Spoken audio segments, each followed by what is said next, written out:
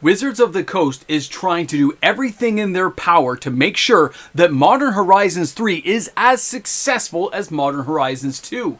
But that looks like they've just gone into overload with some of the cards they've been sharing with us during these leaks and spoilers. In today's video, we're going to be discussing one of these cards in particular and what it may mean to Magic the Gathering going forward.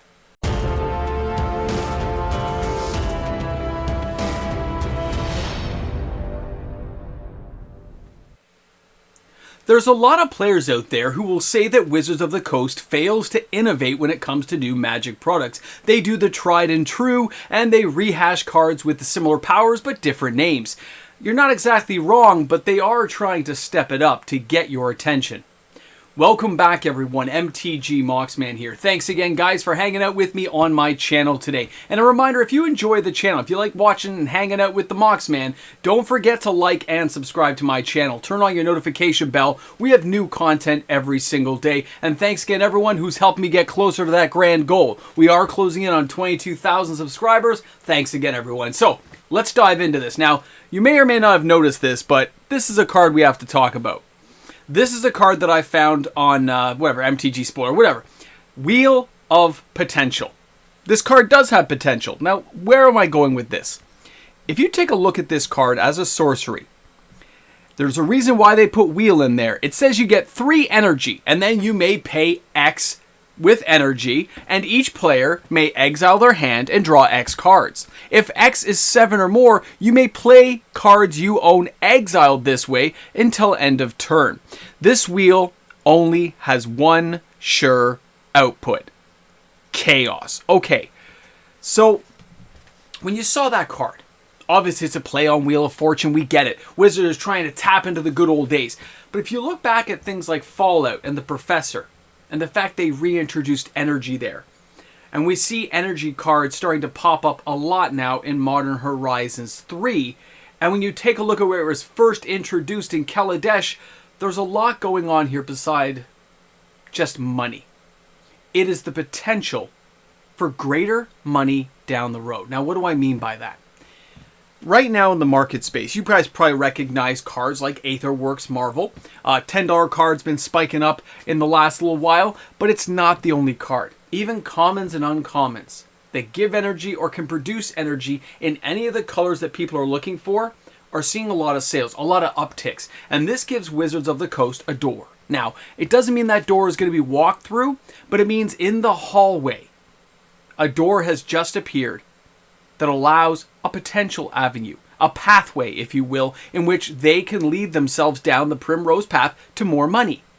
Because the idea of energy has caught on, and a lot of players like the idea of more tribal-themed decks which produce energy and allow for new kind of deck construction ideas to come around. And although Wizards of the Coast, they don't really reinvent the wheel like they should, they do a good job of presenting material like this in a very positive way to give players who have that niche kind of feeling an avenue to take to get the cards, which of course leads us down a whole chain reaction of events. Because if the energy cards take off, if these cards do get sought after and can be built into viable commander decks, you are going to see older cards uptick in value. Those old cards that happen to uptick in value are now potential reprint targets. Do you reprint now or do you reprint when the decks are really good? Well, of course, you reprint when these decks go up even higher in value. When these energy cards start reaching new heights, they become a more of a prime reprint target for Wizards of the Coast. The ability to reprint money is definitely in their hands when they do things like this, and they do it very well. I'm not going to take that away from them. When you look at some of the sets they're putting out and the way they're engineering the cards to take tribal themes, link cards, add synergy into casual formats as well as competitive formats, I have to hand them a little clap. Just a little one, nothing severe, to say the amount of energy cards they've given has a lot of people talking. That talking does translate into sales. The FOMO, the event, has a whole bunch of people buying all kinds of energy cards on the secondary market. No different than when we saw Tarmogoyf start seeing a lot of sales. It's a very low-end card. It's not worth a lot of money anymore. But it sure sold a lot of copies. Not enough to make one of my top 10 videos on the weekend, but enough to make me notice and say, wow, it's like 800-900 copies in a week. That's a lot of sales for an older card. And all those Legoifs bring them around again to the potential of cards like this going up or being viable in certain constructed formats. This is what Wizards of the Coast likes to do. They like us to hop on the merry-go-round and go round and round and round until we get dizzy and we get off and think we're somewhere new, but we're kind of in the same place. But we're happy to be here. We're happy to be here and try things out. You think I wouldn't be excited if they gave me Thralls? Of course I would. Thalids? You harken back to nostalgia, the Moxman's going to be caught hook, line, and sinker. Can't help it. Bring back banding. Now, also visiting nostalgic areas in Magic's history, Soldevi, going back to that ancient empire, would sure get my attention, but other worlds might be going back to Kaladesh. And don't think that Modern Horizons 3 and all these energy cards and the fact we're seeing sales appear in all kinds of older Kaladesh cards as new sales popping up, you think maybe Wizards of the Coast plans to go back there in the next 24 months? Maybe it's just me imagining things, but it would make perfect sense to go back to a world that produces energy to make these decks even better before we hit a major reprint of something like a Modern Masters next series, whatever it's going to be. Modern Ultimate Masters 5, whatever they want to call it. Bringing back some of these cards at a higher price point after they've escalated in value seems to make perfect sense to me. I'm sure it will to a lot of you who've been around the game for a while and understand the economics of how this game works and how Wizards of the Coast's economic team picks their reprint targets based on what they develop in the R&D department. It's really a fascinating thing. Because I would not have picked energy cards like the one we just showed you to really be the finale. Like when I look at that card, sorry, I went the wrong way. When I went to this card and saw what it does, you get the 3 energy right away. So yeah, you could do like 3 cards. But there are so many cards, even in red in Kaladesh, which pop in 2 energy when it comes into play. The Crasher guy and stuff. There's all kinds of ways of pumping out energy in very effective, easily formulaic decks you can build. To pump out a lot of energy to make these cards go off in a crazy way. To make people draw huge amounts of cards, doubling over counters and all kinds of ways of making these things synergize to greater effect is what players like to do.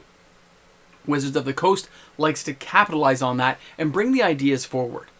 So that's where I have to give that little golf clap, that little hand off, because I didn't see that happening for Modern Horizons 3. I had a certain conceptual idea of certain cards appearing. I just didn't broaden my horizon enough.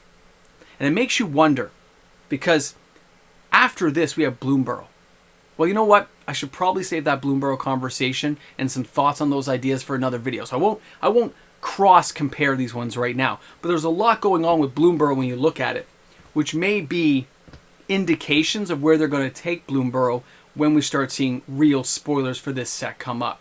But there's little hints inside there that after seeing these energy cards, the Legoifs, kind of makes me think where I know the direction of the economic team took it, as well as the R&D department. Either way, it's probably a conversation for another day. So, let's recap here at the end.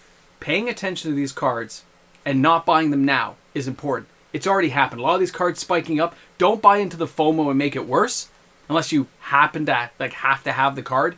You can wait. These cards will cycle back down. A first buyout, a first indicator of all kinds of decks getting excited because of the possibilities is not the time to buy when it's going up. You buy when it's going down because you still want that asset. You still want to hold on to those cards for your own build, you know, what you're trying to create, but you shouldn't have to pay top dollar knowing where it was. So knowing where it was, where it is now, and where it will fall in about, 90 to 120 to all the way to half a year, watching these cards fall back down, keeping a list, making sure you can get them at a good price you consider reasonable will be the way to go if you're building energy decks, Legoifs, or any of those kind of deck themes that we're seeing pop up now with Modern Horizons 3 with the spoiler season starting up. And don't forget, next week is the official spoiler season. So I think it's on Tuesday we're going to start seeing these cards really pop up officially. And trust me, they'll mix in some of the ones we've seen, of course, but some of the ones we haven't seen to get people's enticement going. Thanks a lot for tuning in, guys. Thanks for being here on the channel today. I look forward to seeing you guys tomorrow for another video. Remember, shop smart, shop S smart. I'll see you guys then. If you're here at this part of the video and you're looking at all these names fly by, these my friends are the patrons, the supporters, the ones who get the unsung hero credit. Because of them and the support they lend this channel, daily uploaded content is made possible. So for my patrons and of course my YouTube membership members, thanks again for being there, and I'll see you tomorrow with another video.